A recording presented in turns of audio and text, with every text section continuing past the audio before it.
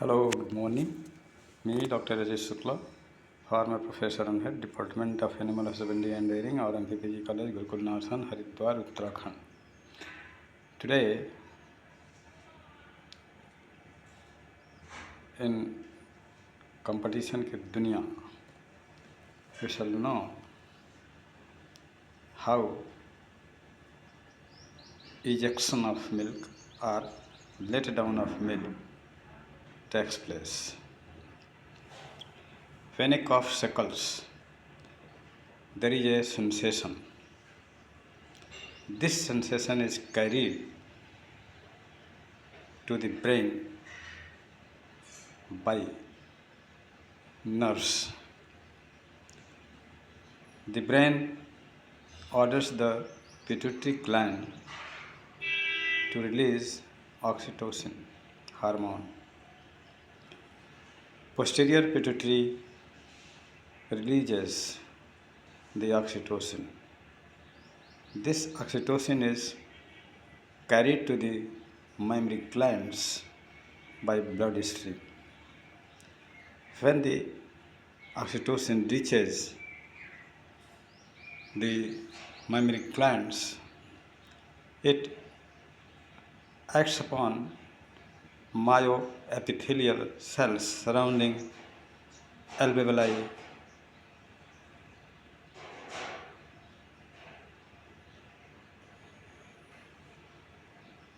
gland system, and teat systems. As a result, myoepithelial cells cause, contract, and relax.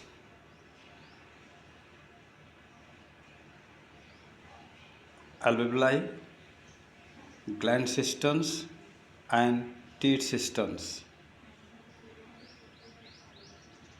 which results in let down of milk or ejection of milk through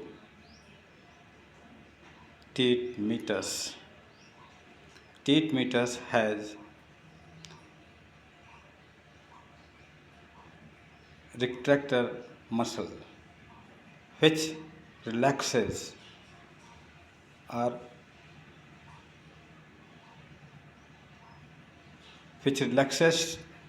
only when there is effect of oxytocin, and the effect of oxytocin remains only up to 5 to 7 minutes, during which all the milk should be drawn.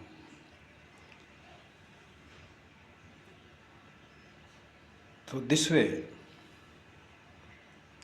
ejection or let down of milk takes place.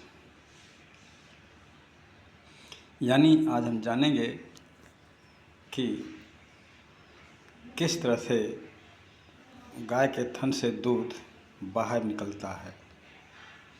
जब बछड़ा थन को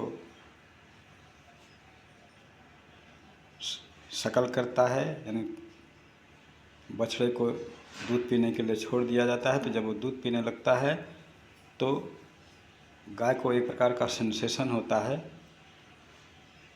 इस sensation को थन में उपस्थित तंत्रिकाएं मस्तिष्क के पास ले जाते हैं और मस्तिष्क पिट्यूटरी ग्लैंड को आदेश देता है ऑक्सीटोसिन हार्मोन निकालने के लिए। पिट्यूटरी ग्लैंड के पश्च भाग से ऑक्सीटोसिन हार्मोन को निकाला जाता है, जिसे रक्त के द्वारा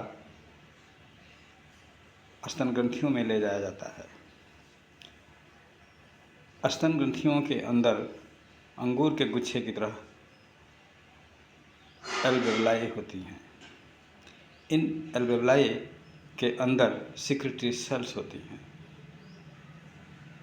सिक्रेटरी सेल्स के अंदर लूमेन होता है, अवकाशिका होती है जिसमें दूध भरा रहता है। ऑक्सीटोसिन जब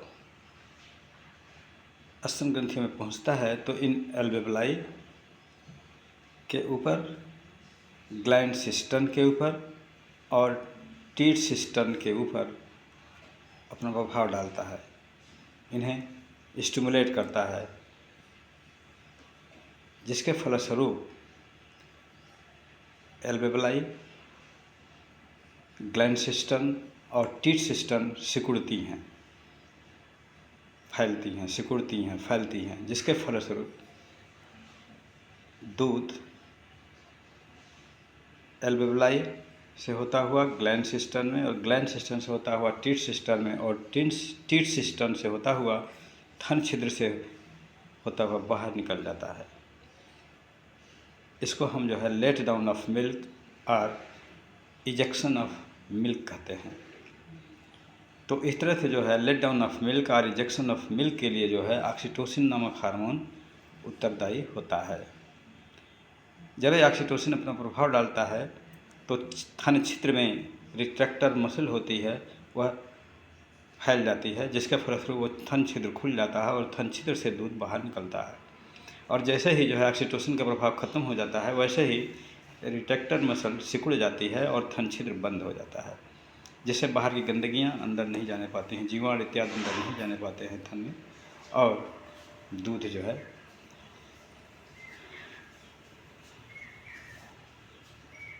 मैंने उस दिन बताया था कि दूध जीवाणु रहित आयन के अंदर सुरक्षित बना रहता है, क्योंकि यह थन छिद्र बंद हो जाता है। यह थन छिद्र कब खुलता है? जब बछड़ा इसे पीता है, और पीने के बाद जो है गाय पहुँच जाती है।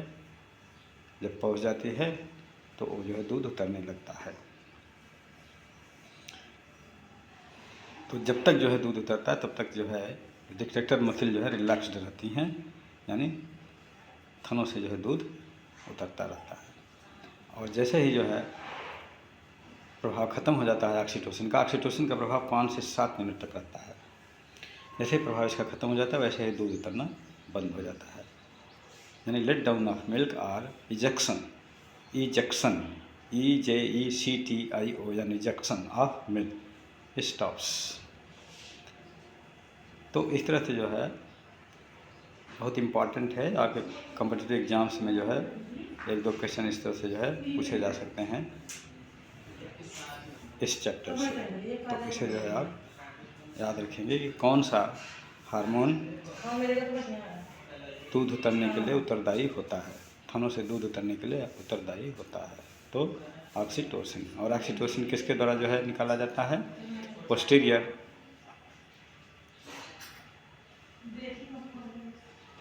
पिट्यूटरी ग्लैंड से। ये पिट्यूटरी ग्लैंड जो है मस्तिष्क के पास जो है स्थित होती है। तो पिट्यूटरी ग्लैंड के एक एंटीरियर भाग होता है, एक पोस्टीरियर भाग होता है। तो पोस्टीरियर पिट्यूटरी से जो है ऑक्सीटोसिन निकाला जाता है। तो that's all for today, thank you.